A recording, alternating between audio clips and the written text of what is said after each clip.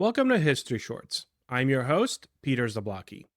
Today, I am thrilled to be joined by Cory Graff, the curator and restoration manager at the National WWII Museum in New Orleans. Cory wears many hats at the museum. He brings in new collections, helps tell powerful stories through exhibits and programs, and oversees the care and restoration of the museum's impressive macros, those massive historic planes, vehicles, and boats. He also just developed a brand new exhibit on one of the most fascinating ships of the Pacific War, the USS New Orleans, a cruiser that seemed to be everywhere during the conflict, famously survived having its bow blown off near Guadalcanal, and has deep ties to the city itself. I hope you guys enjoyed today's conversation.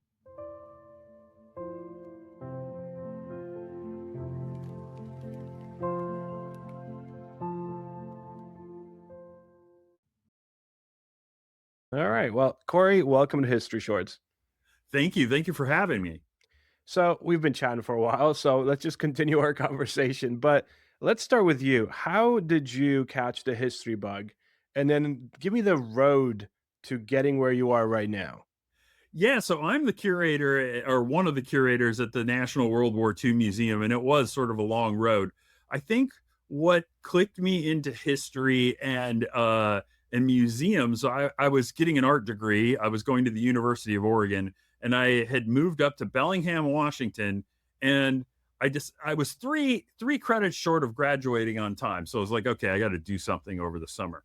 So I volunteered at a museum up there. It was called the Whatcom Museum of History and Art.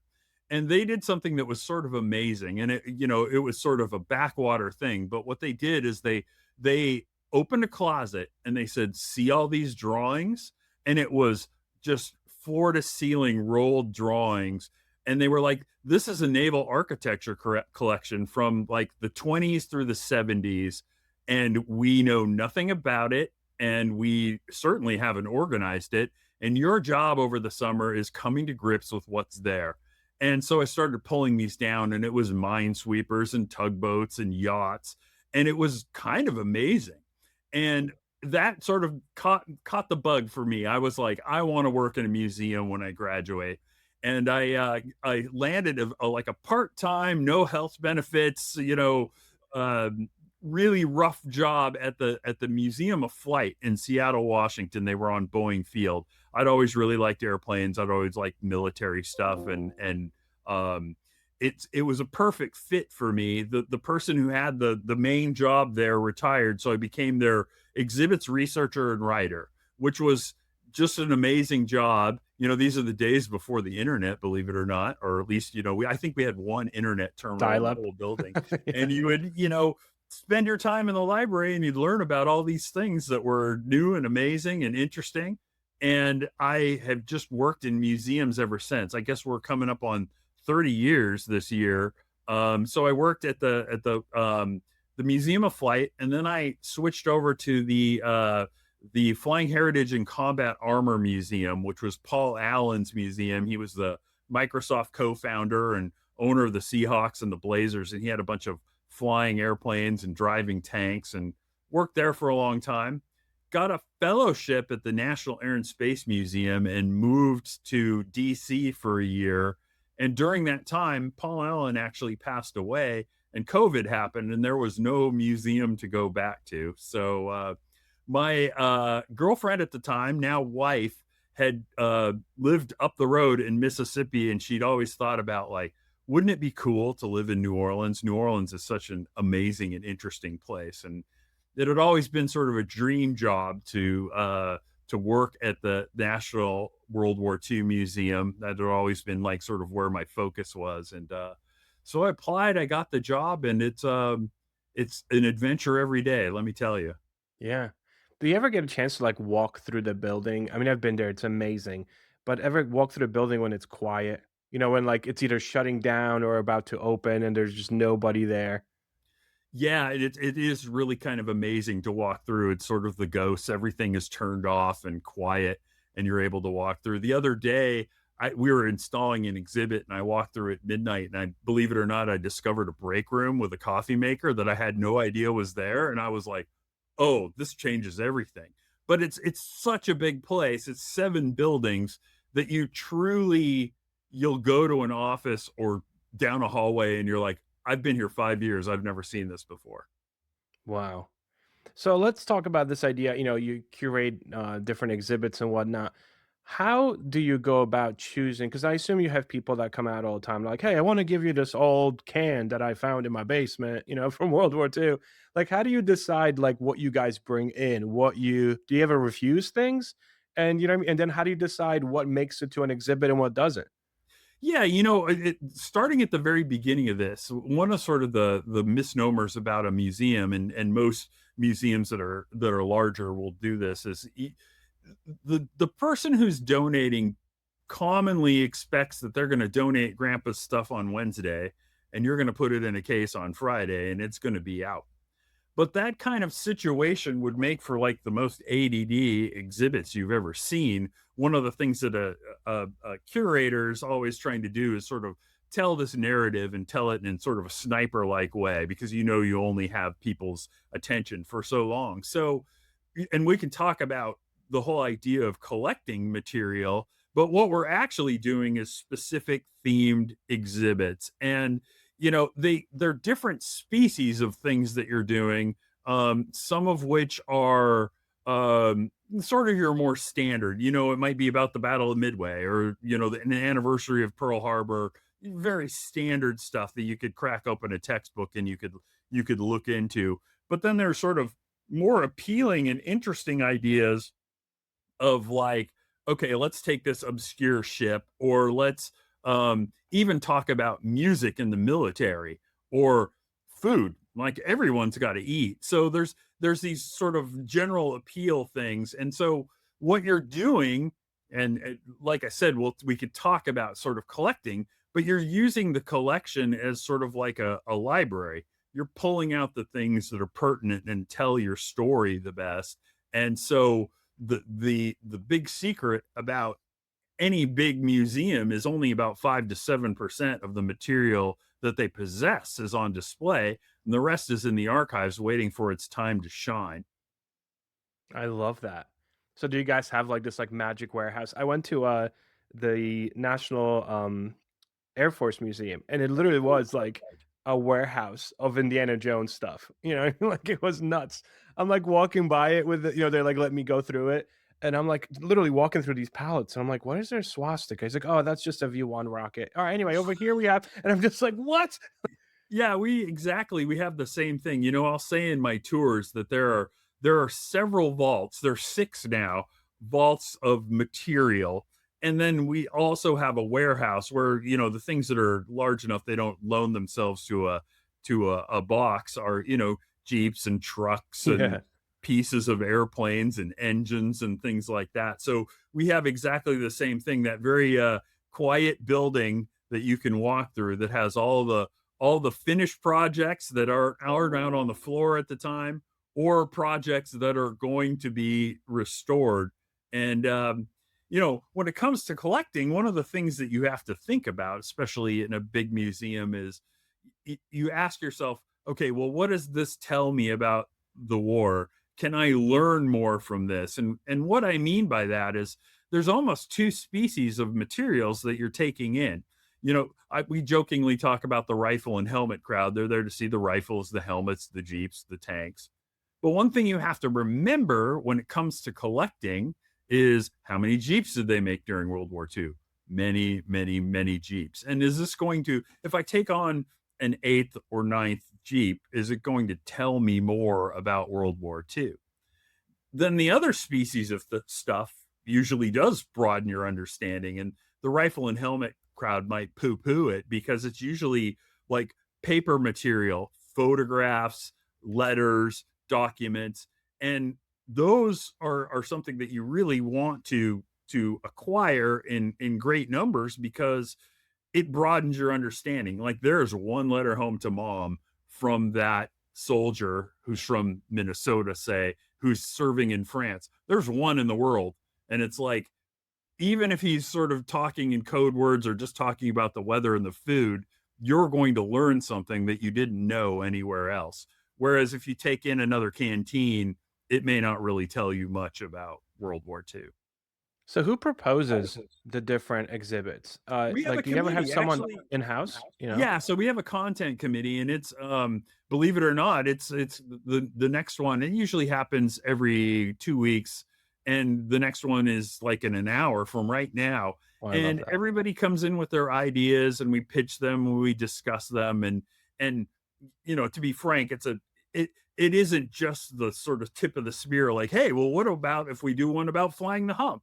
It's like, usually the committee will sort of like be like, that sounds good. Let's talk about what the main thrust of it is going to be. What do you have to support it?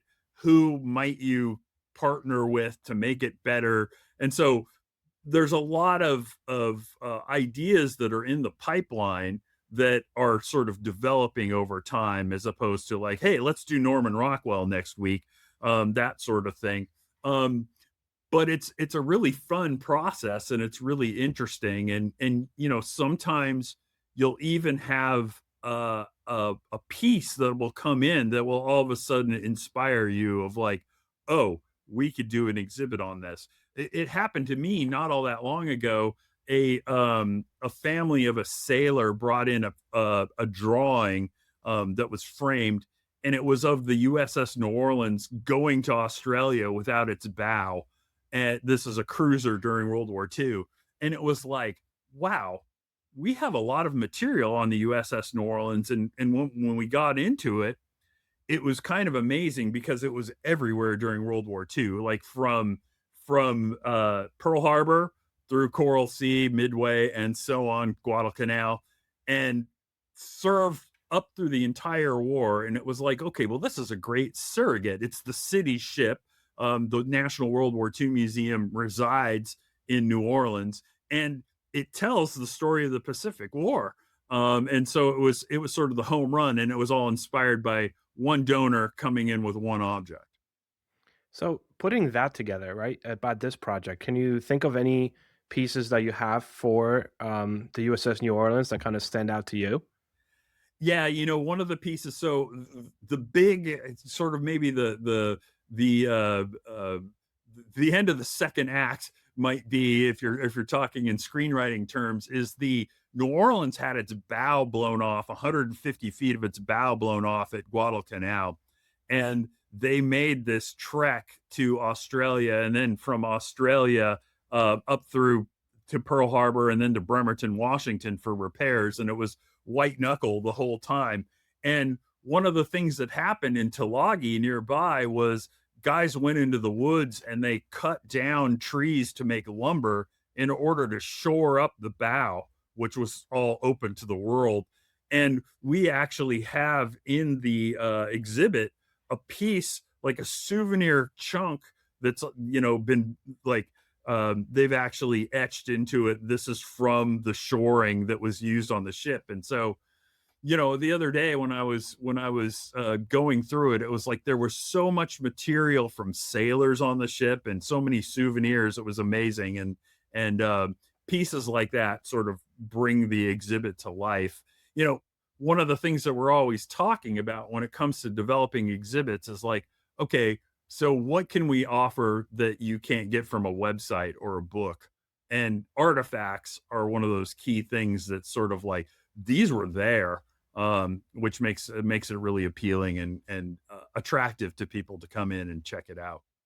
You also manage the macros, like those the big exhibit, like that's got to Yeah. be. Can you talk a little bit about that stuff? Yeah, so one of my other jobs, besides taking in material and doing exhibits, talking to people, is we call them the macro, the big artifacts.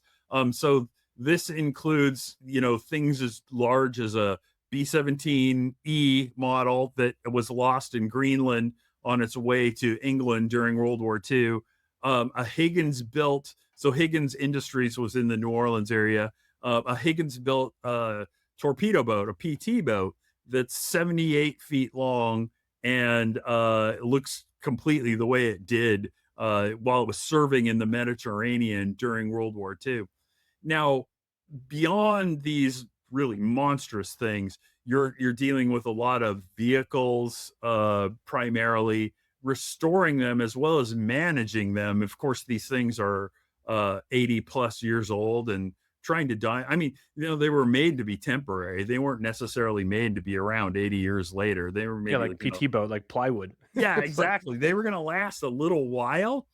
So it's a little bit like having a big classic car collection, or I'm sure people would say, you have a pleasure boat and it's trying to die from the moment you buy it, and so you're always maintaining. I think I bought 5 or 6 brake cylinders last month, and these are all for vehicles. Just keeping the brakes up and running, and wow. so it's a constant job, and what you can't find, you try to make or Yeah. acquire from really peculiar sources. Not so peculiar. Sometimes you'll Yeah. see something come through on eBay, and you'll be like, "We need that," and That's you'll so buy it. funny. Yeah. So, like, I ask this question every time I talk to like a curator of a museum. When they and I was talking to Megan, who's the curator at the Air Force Museum, and I was like, how flyable are those things? She's like, well, you can't like get in them and fly them. I'm like, I know, but they look pretty flyable. And she's like, well, I can't really tell you if they're flyable or not. But like, so these, like, if you have a Jeep, right, sitting in, like when you say restored, are we talking like if I put fuel in that sucker, I could probably start it up? Yeah, I mean, most of them, there are some Jeeps and other vehicles that are in essence sort of buried in permanent exhibits, which we would, I say permanent, but you're talking a few decades and then you redo them. But they're there, but they've been preserved in such a way that you could, especially something as simple as a Jeep, revive it quite quickly. Now, it would probably take, an annual inspection and some real serious work to get one of the World War II fighters or bombers flying again. But, as far as the small stuff, we definitely have a core of vehicles that we're always bringing in and out because, special event space. Sometimes, it'll be like, hey, John Williams is going to perform a concert here. We need all the floor space we can have, and so we'll move the tank and the trucks and other vehicles out. Yeah, so most of them are relatively close to ready to go. That's awesome. I've been watching Tom Hanks' World War II documentary. Did those guys at all ever get involved with the museum or work in Yeah, museum? yeah. Actually, the Tom Hanks has been sort of a partner to the museum ever since we opened. As you might imagine, he and Spielberg, whose father was in the China Burma India theater, a B-25 aviator during World War II, they've been excellent supporters, and so Tom Hanks is sort of the narrator of our keystone video, that you sort of orientation video as you come in, and history and Hanks and the World War II Museum actually partnered with this new World War II series of documentaries, and several of our curators and historians are actually interviewed in within the expanse of series throughout. That's awesome. Any objects that you think are kind of like the hidden gems?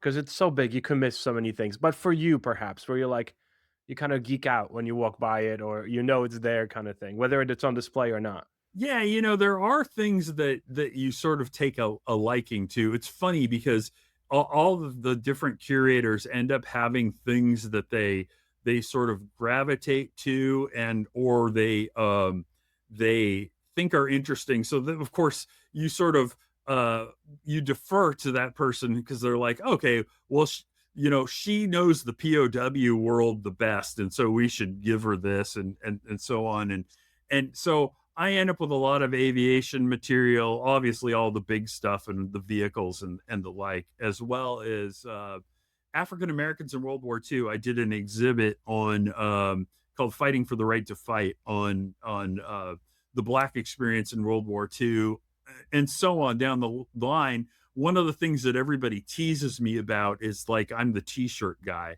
So believe it or not, there's all these T-shirts that were generated by different camps and different facilities during the war, in addition to any way to separate a serviceman from his money was on the table. And so, one of the things that passed by my desk the other day that I was just flummoxed by, but it kind of makes sense, was a guy on Iwo Jima, and he was wearing an Iwo Jima t-shirt. Like, Oh the man. Battle of Iwo Jima was like a rock and roll concert, and he had the t-shirt. And I was like, look at this. This is amazing. And so in our collection is several like homemade silk screened or stenciled t-shirts. The one I like best is actually it's ink pen on like an undershirt, and it's almost like when you look at it, it almost looks like full sleeve tattoos. He's like basically used it as a travel. He was in the South Pacific, so there are palm trees and sunsets, and like I was at Espiro Santo this date, and it's just like this mass of of verbiage and pictures, and it's sort of like his whole South Pacific adventure, and it's kind of an amazing piece, and that's one of the ones that's like I want that out on display tomorrow. That's awesome. Yeah, I remember, it's been a few years since I've been there, but I do remember that when you walk into different rooms, like there's these, life-size dioramas, and like I think you kind of almost feel like you're inside. You see like the crates of ammo, right? And like you're in a bunker kind of thing. Like, who designs all that stuff? You guys do all that in house, I assume, right? Yeah, well, usually sort of intellectually we'll try to figure it out. Like, okay, this is kind of what we want. But we do rely upon different exhibit designers and builders of various types. Um, and there are some big companies that you've probably heard of, Gallagher and Ralph Applebaum and some of these other places. And usually we'll pull them into the mix. And you know, they love it. They're used to doing a lot of stuff that's sort of trade show or architecture related, and this is something that they can sort of sink their teeth into, which is really cool. Right now, we're doing an exhibit on Bill Malden, the cartoonist. We're in the midst of developing it and building it. Actually, it's going to open in July. And one of the things that's happening downstairs is they're sort of Malden's cartoons were always filled with rubble and damage of the Italian towns that Willie and Joe went through as the main characters. And we've got guys in there that are building rubble. They're making walls that are not an architectural right angles. It's like you're going through a hole in the wall and all That's this other awesome. stuff. And they love that sort of stuff. It's very Las Vegas or Hollywood as far as their set dressing. And so you get all sorts of people with all sorts of wonderful sets of skills involved. But we end up, you'll end up giving them the pencil sketch on a napkin and be like, I want it to look like this. And they take it from Oh, there and make it that 10 is times as good. so cool. It's like an army. You have your own army working in that place. That's right. So to kind of finish up, Corey, is there anything that's happening soon at the museum that you want to highlight or anything? I mean, you kind of did a little bit with the USS New Orleans, but is there anything else that you kind of want to bring to the front or attention? Yeah, I know. I mean, one of the things, so you've got your permanent exhibits, and there's always the standard stuff. As I said, there's 7 buildings of exhibits. So you've got in Arsenal of Democracy is about America in World War II. That's sort of a standard. We're in the middle of redoing our D-Day exhibit, which is it'd been around for 26 years, and it was time for a refresh and a rebuild. We've of course collected a lot more stuff, so it'll be open within the next year or so. And then there's Road to Berlin and Road to Tokyo, which tell the classic stories of Americans overseas in World War II. Liberation talks about sort of the result of the war. One of the things that we always discuss is the idea of like, okay, this conflict is amazing and interesting and endlessly compelling, but it essentially changed the trajectory of the entire world. And you can talk about like what are the lasting impacts of the stolen art, the Holocaust, the Nuremberg trials, like what happens technology and society wise in the 50s and 60s in the US, and how does that tie into World War II. So there's all these permanent exhibits to see. And then, yeah, the USS New Orleans, the city's ship, is a temporary exhibit that's on display until February of 27. And then Bill Malden, Drawn to Combat is the name of the exhibit, is coming. And then the one after that is going to be Chow Time, all about what people ate during Nice. World War II. Nice. Get some spam in there, you know? That's right. Corey, this was awesome. I really appreciate you taking the time. Great interview. Peter, I appreciate it.